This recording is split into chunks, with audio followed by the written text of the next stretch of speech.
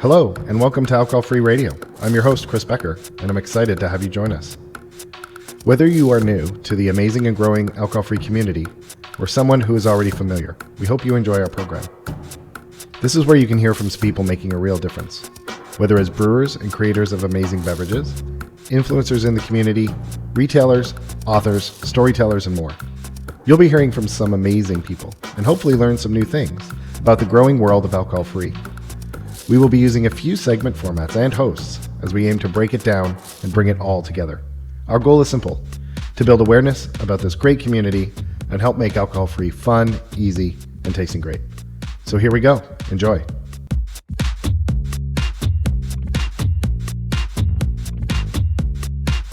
Hey everybody, welcome to Alcohol Free Radio. We will be having an episode in a minute with Joe Chura from Go Brewing. Looking forward to this conversation and some interesting takes on what many might think is a saturated category in terms of non-alc beer, but there are some great brands and founders coming into the space, and I think there's plenty of room for more innovation and development. So we'll be talking a bit about that and seeing what their take is, and getting some information on trends and in this kind of mainstay of the non-alc category. So I hope you enjoy it. Take care.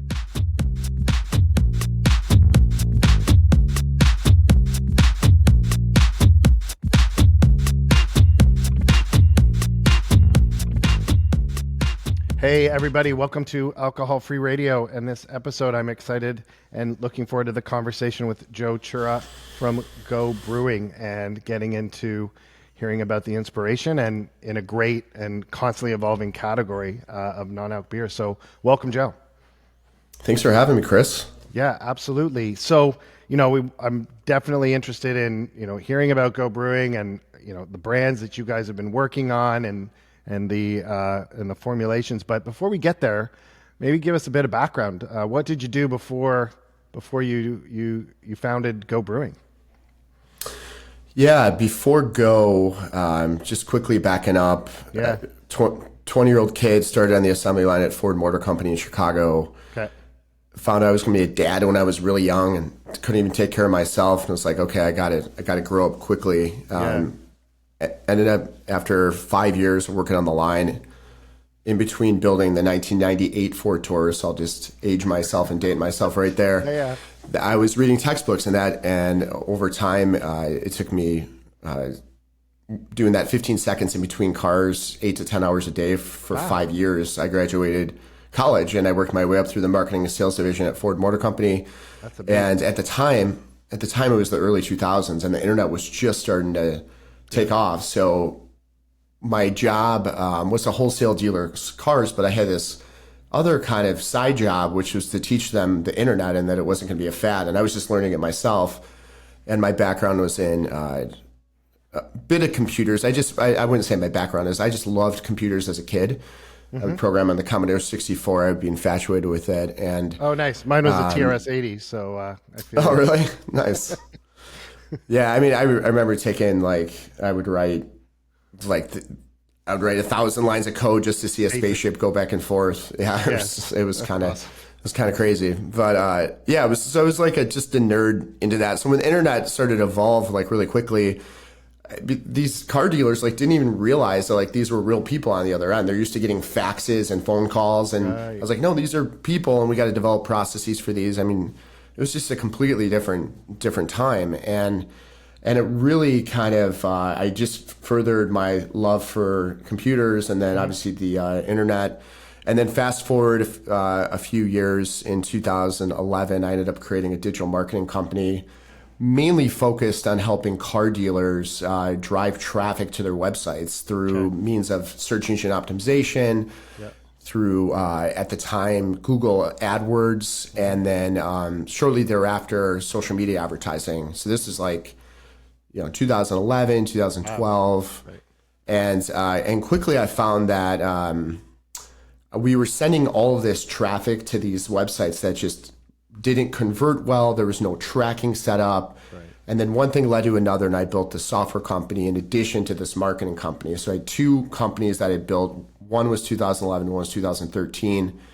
Fast forward to 2017, that that second company I built had 300 employees. We were the number 37th fastest growing company in America. Wow. The other company had about 100 employees. So I had busy. It was about 40 million in annual revenue at the time. And then the next year, Cars.com made an offer to acquire us. So I sold the businesses to Cars. I bootstrapped it. I learned everything myself by listening to podcasts like yours and things along the way, and it was an incredible experience. Wow. One of the conditions of selling was that I would stay on as the CEO of these businesses, and I committed to that. I stayed on for 3 years, and then grew the company 3x of what it was, which I'm really proud of. And it was a great move for us in many ways to take that acquisition, because it just my employees had better benefits. There's better compensation. There's all these like great things that came with it, and Cars.com is Chicago based.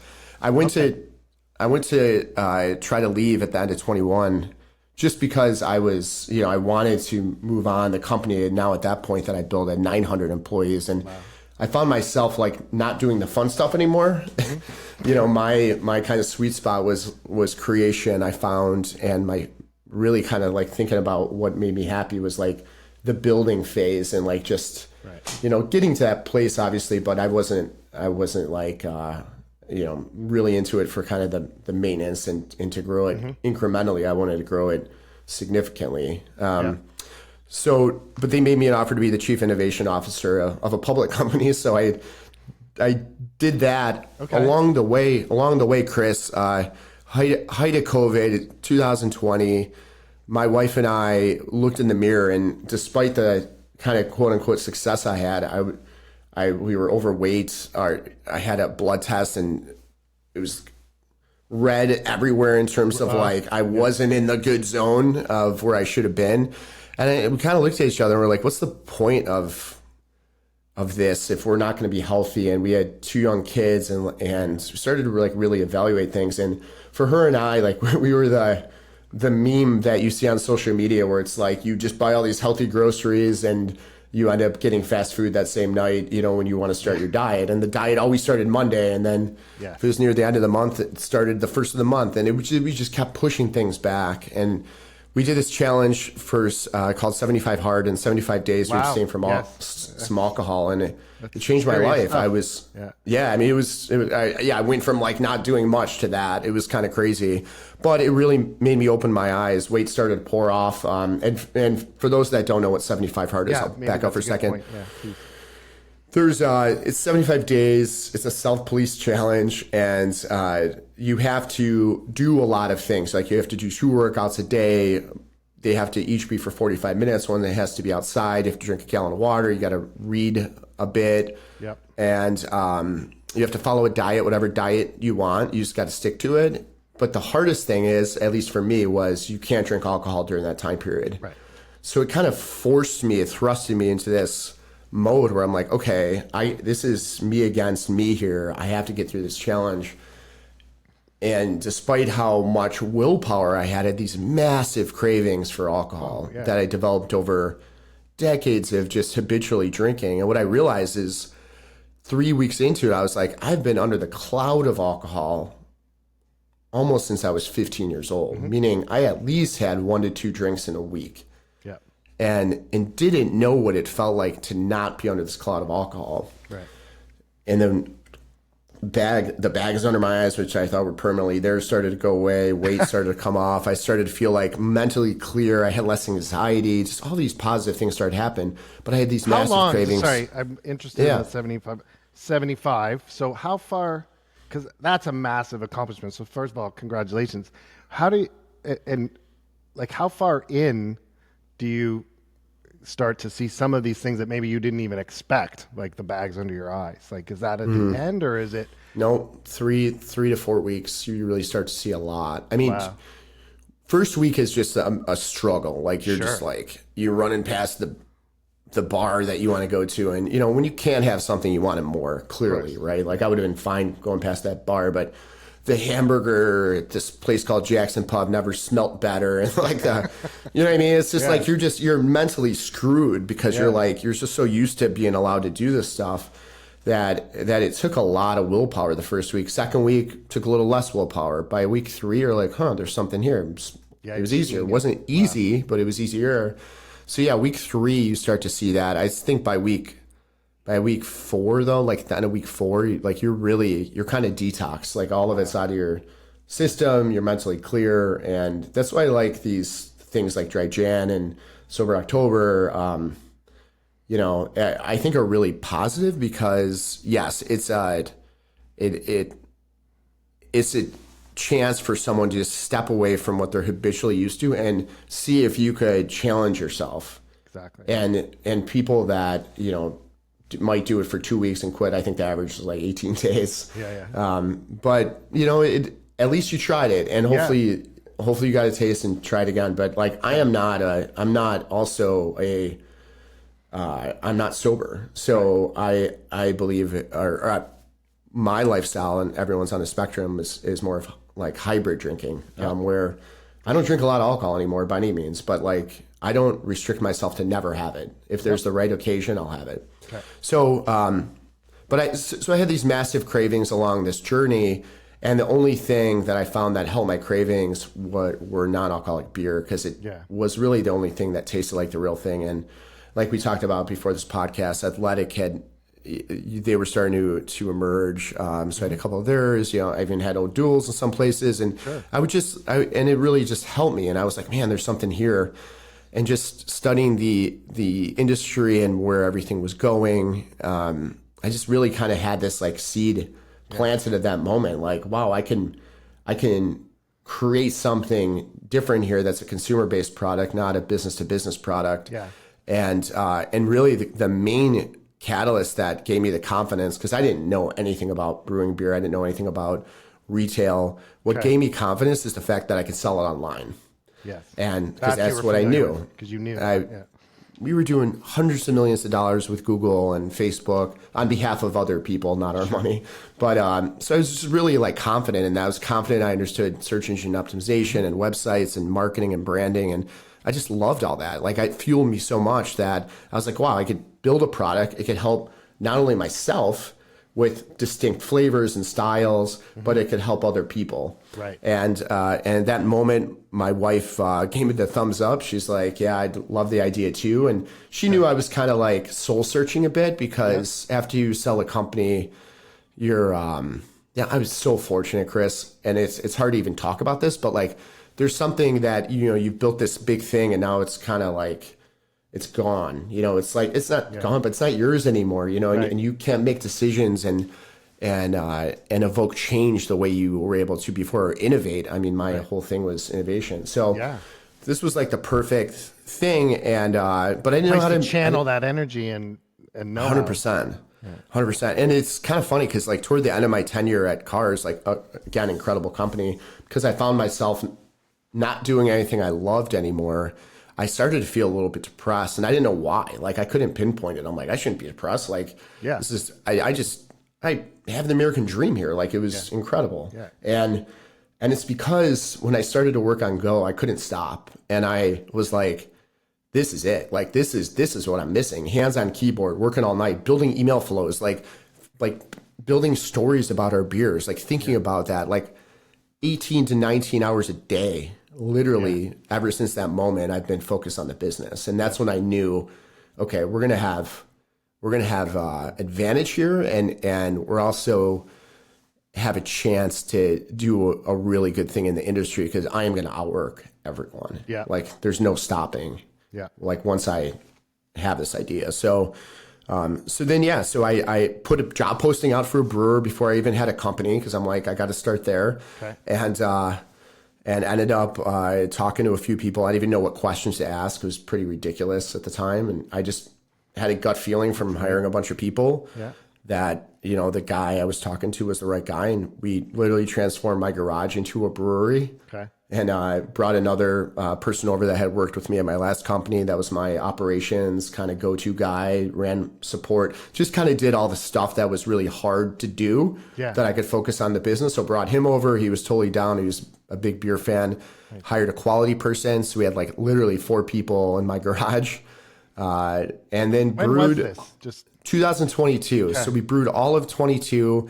And anyone listening to this that's thinking about, how do you start something? I would say you can start anything, but look at like what is a level of risk that you're willing to get to then to reevaluate. And my level of risk was, can we even make an NA beer? Like, can it taste good? Can it? Right. We started from scratch. Like the brewer had never made one before. It's not like he had brought over all these recipes. Yeah. So we created a pilot system in my garage, and we just literally created thousands of iterations of different styles, and then brought in a consultant who wrote the book on beer quality management. Mary Pelletier is her name, happened to be generally in the area. And all these kind of things started to happen. I was like, wow, we're making really good beer. So then that year we started to build out what was our first brewery. And we were like the first NA brewery in Illinois. And I thought there was like other tap rooms. There was these other things across the country. And we launched, and I realized like I was kind of been on an island. Like there wasn't a lot. And there was a lot of people looking at me like, you're nuts. You built you're brewing your own beer. Because a lot of the brands, that's similar to Athletic. A lot of the brands are working with breweries that will, make a beer for you, make a non-alc beer for you. So that's really interesting. You built your own. You rolled Chris, your own. this is the craziest thing, because I didn't know better. I didn't even think about contract manufacturing. It wasn't even like I had these two options. The idea was like, we have to do this. Of course, we have to take control of a product quality. Like, core of your like business. it is the business. Like, and I was like, I couldn't even imagine if I ran my software company, I outsourced all the coding development for that, like coding, like I'm like, so it blew my mind as I got into this space. And it wasn't until like a year ago, and I'm like, does anyone make their own product?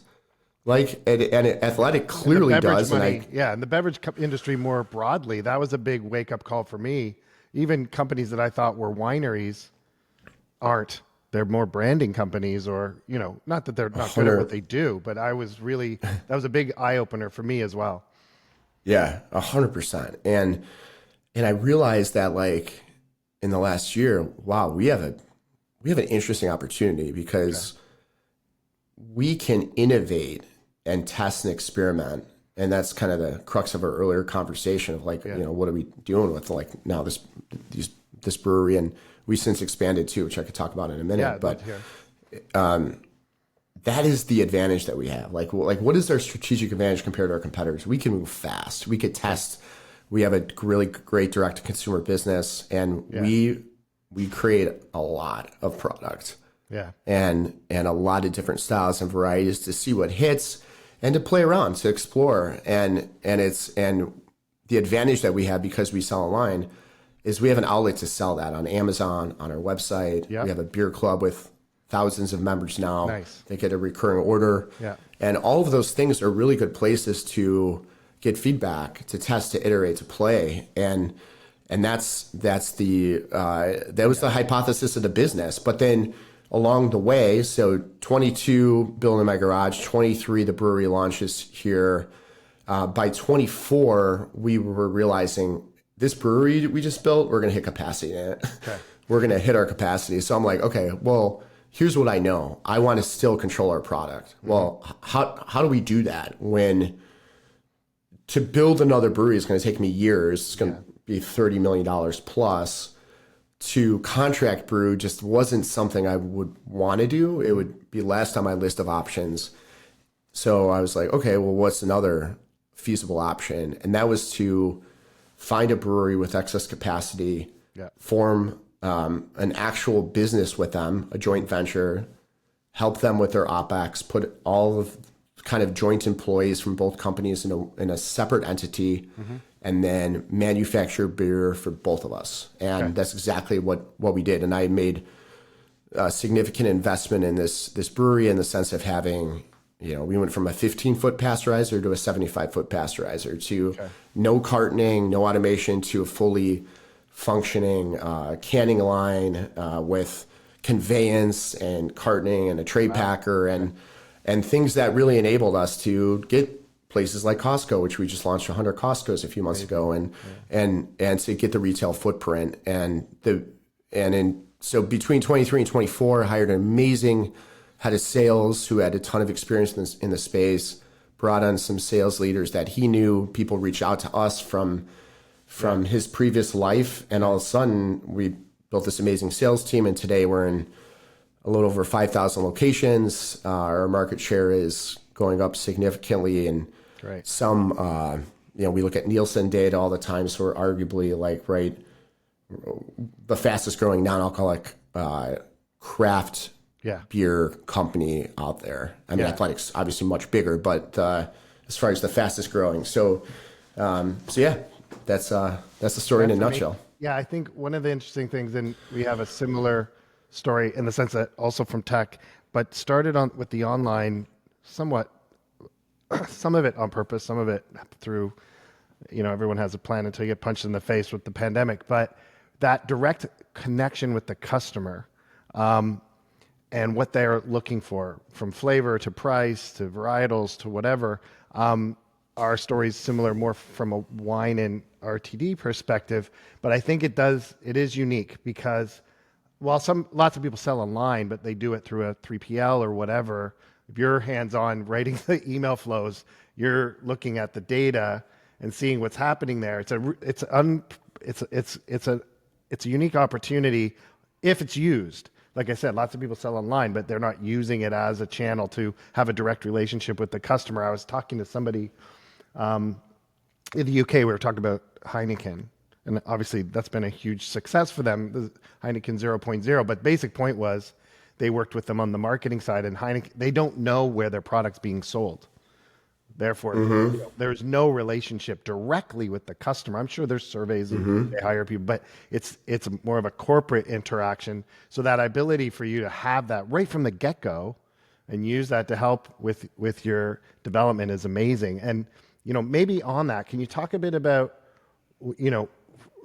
with some of the brands, some of the labels that you've got, like what do you got in those accounts? Just a quick high level, and then also kind of over the next, what's coming down the pipe for you in terms of the focuses, both for the business and for the beer.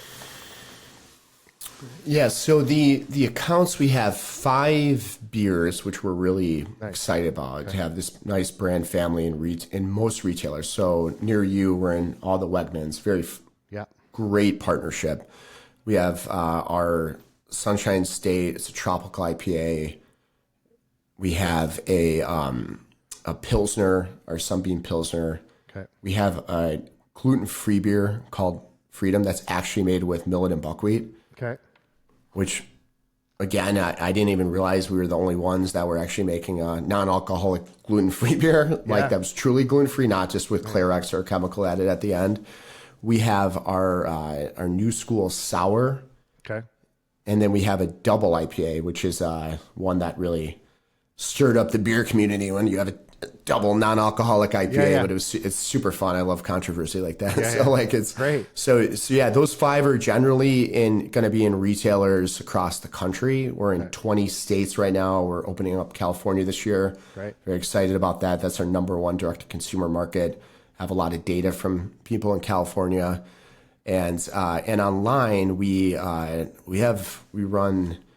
the gamut of beers that we created in my garage. We still have that we're iterating on, and those are getting better over time, to things like we just launched a hazy IPA, which doesn't sound like overly creative, but we've had a lot of really kind of crazy creative styles. Yeah. And anytime we come out with a new hazy, it's like the rate of sale is just through the roof. We do a really good job with hazy IPAs, and we have a lot of experience now with it, and it's just like an evolving. We've had probably 8 different IPAs since we launched, and now we're really starting to nail it and hit stride with it. So that's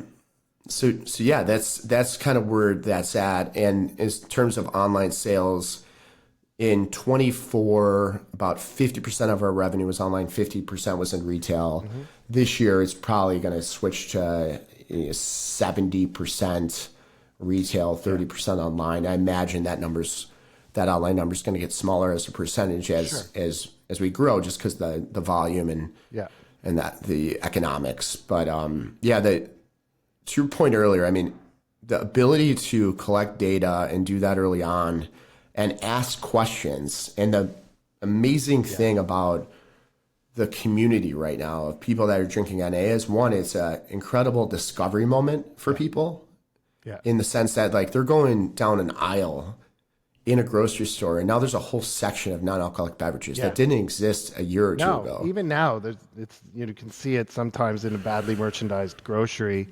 It's the O'Douls and the Becks and whatever. It's down at the bottom, just off to the side, kind of in a corner.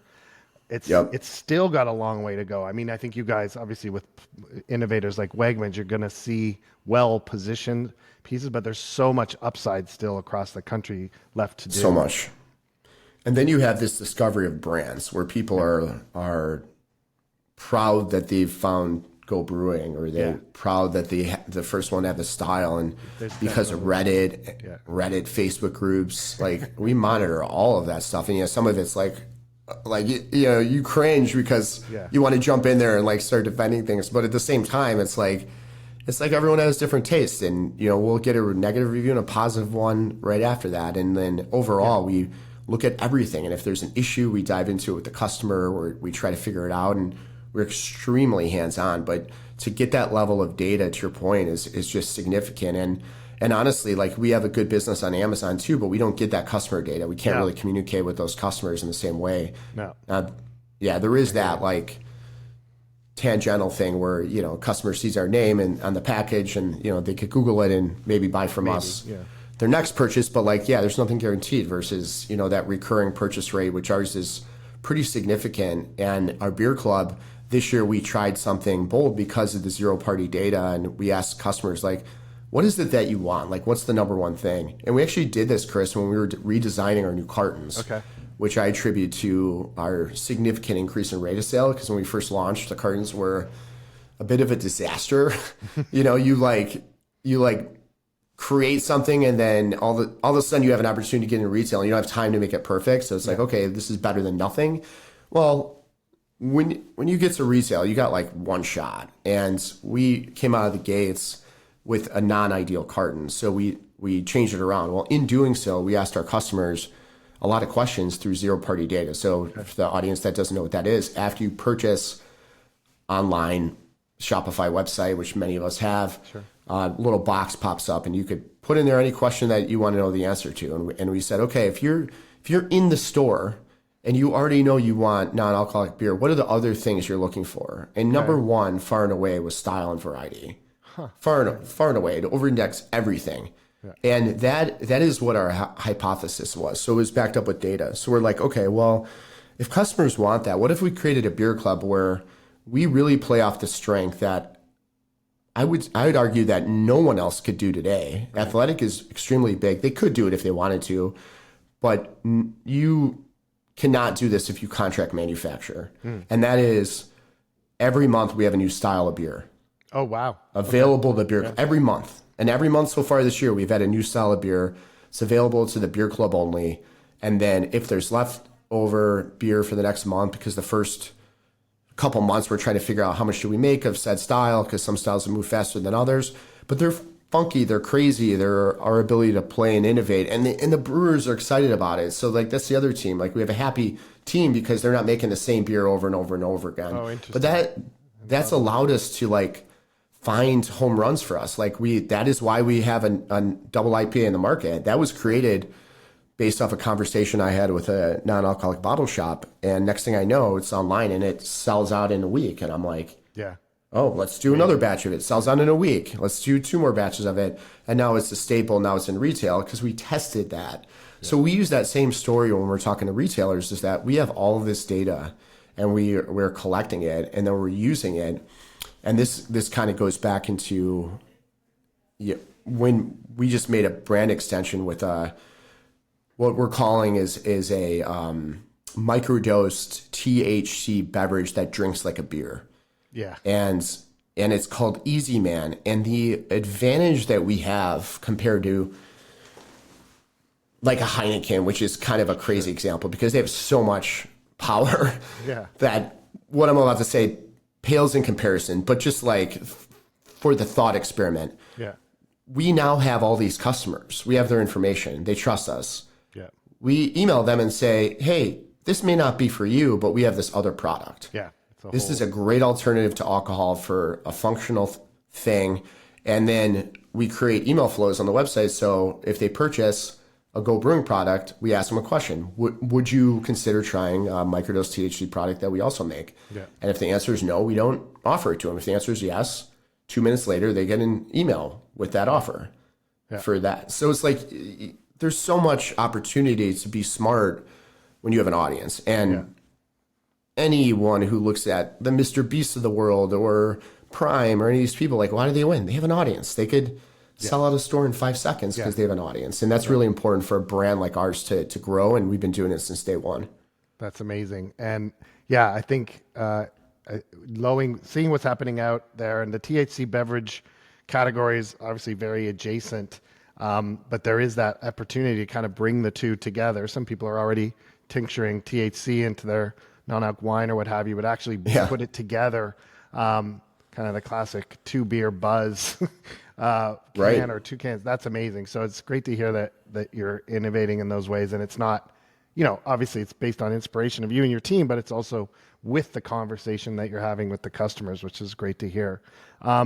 Well, we're certainly interested in kind of seeing where you guys are going over the next few years. Just when you think there's, the beer category of non-alc is kind of the most mature, companies like Go Brewing and you, Joe, are kind of taking it to a whole nother level. So first of all, thank you for that. And thank you for sharing your story. How do people get in touch with you if they want to hear more or try some Go Brewing brands? Yeah, gobrewing.com is the best place to try our beer, or go to our locator. Obviously, going to retailers, there's better deals than buying online. Sure. And there's also drinkeasyman.com if you want to experiment with something with a microdosed THC in it that drinks like a beer. We're really excited about this product, and we're going to have multiple styles. Right now we have one, but this is truly a gluten-free product. It's not made even with barley, but it does taste like a beer. Yeah. And I'm telling you, Chris, it's like gives you this buzz without the side effects. So just quickly as we wrap, like when I drink alcohol, even if I have a couple, my heart rate goes up at night. I don't sleep really well. This does the opposite. Like I don't have any issues with my heart, my resting heart rate, my HRV is steady, and I sleep like a baby. And you still get that little buzz. So it's a pretty cool product. I love it. Thank you. Joe Chura, Go Brewing, thank you for your time. Thank you very much, Chris. Well, we hope you enjoyed this episode of Alcohol Free Radio. We'd love to hear from you. Send us a message on social media or through email at hello@betterroads.com. Great to be here with you all together. Take care.